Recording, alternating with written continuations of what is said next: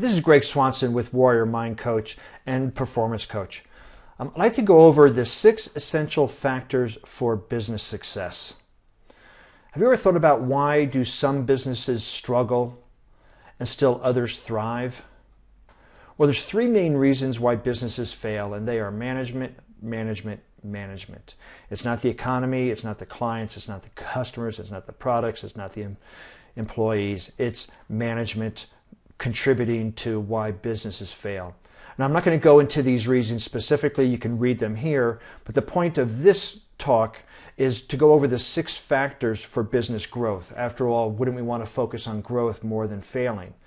So in my coaching of small and medium businesses, I have found that all the successful businesses have 6 factors, and it's just not these 6 factors, but these 6 factors are aligned.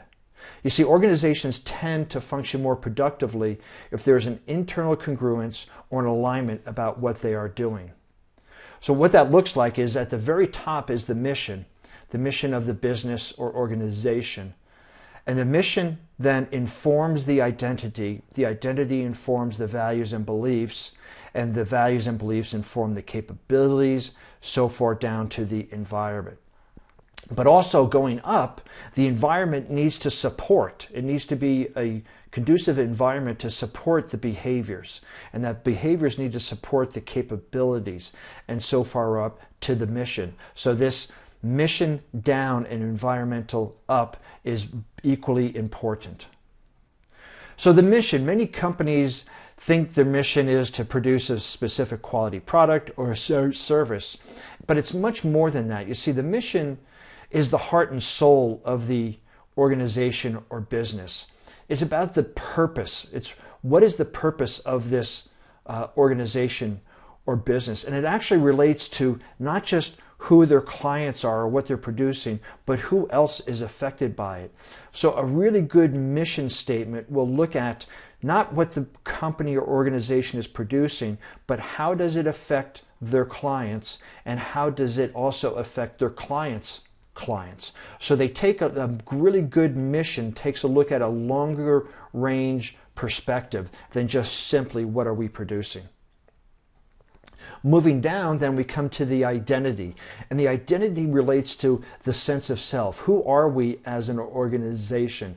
Some of them use them as branding. Very large companies like Nike, Harley Davidson, and Volkswagen use this as identity, as part of their branding. And it's usually archetypal based. The Legion of Boom from Seattle Seahawks is a really good example of who are you as an organization. And once you have that identity created and you know that and you've been able to articulate it, you're then able to come up with your values and beliefs. You see, your values are based and your beliefs are based on your identity. And so the important thing to look for here is the values are both internal and external. That is, what's important to you from a business perspective about your clients, and then what's important to you about your employees. Many businesses just have one set of values, and they may not be the same. They can be, but they may not be the same. And then with beliefs, these are basically convictions that we hold true that shape our behavior. And it comes down to basically 2 types of mindsets of beliefs, and that is a fixed mindset or a growth mindset. The fixed mindset thinks that skills, talents, traits, and intelligence are all fixed. The growth mindset thinks that skills, talents, traits, and intelligence can be developed. Now, the fixed mindset can be coached into a growth mindset, and I'll say that all the successful businesses that I've coached around, majority of the team, the leadership team, has a growth mindset. They may not have started that way, but when they started to experience a growth mindset, their businesses actually increased. So then we look at your capabilities. And this is the skills, the abilities, and qualities that your organization needs to have, that your team needs to have.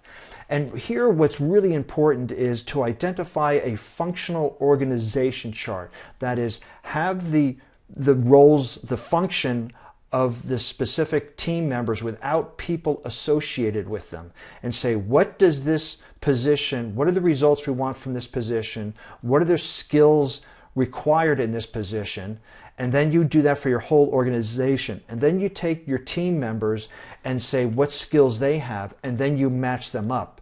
Because often we develop our organizational chart around the people who are already there, and that doesn't lend to a very effective way of building your business. And so some of the things that you can do with this, if the capabilities aren't matching, there are tools that can be used. There's training. So this would allow you to say, if this position needs these skills, but this person only has those skills and they don't complement each other, then you can make a decision of what training is required, what coaching is needed, or perhaps even some mentoring. And then behavior. This is what individuals and organizations actually do. It's the routines and the habits.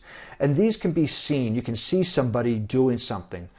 You can see that by the results. And often behaviors and capabilities are lumped together underneath competencies. But we want to make sure that the behaviors that the team members are exhibiting are in alignment to what the values and beliefs are, to what the identity is, and to what the mission is. And then we get down to the environment. And this is where all the action takes place. This includes your people, your places, your things. And it's linked to where things take place. And you want to make sure that you have this positive work environment, a work environment that supports, again, all the things that we've talked about before. And this part is often overlooked, or oftentimes it's the easiest thing to change, but it doesn't have the most dramatic change. And so the higher levels, some final thoughts on this, is the higher levels have a greater influence and power than the lower levels. That is, changing your sense of identity will typically have a greater impact than changing the color of the office on your business results. But it's also easier to change the lower levels. Changing the way you greet people, is behavior, is probably easier than changing what you believe. And the thing is, many resources go to waste in attempting to improve revenue with little results. So proper company alignment can substantially drive revenue growth.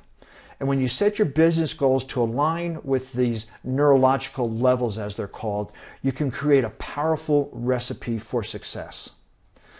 If you'd like to find out more about this concept or to determine if your business is in alignment, please contact me. I can be reached at coach@warriormindcoach.com, and my LinkedIn profile is gregswanson.com. Thank you.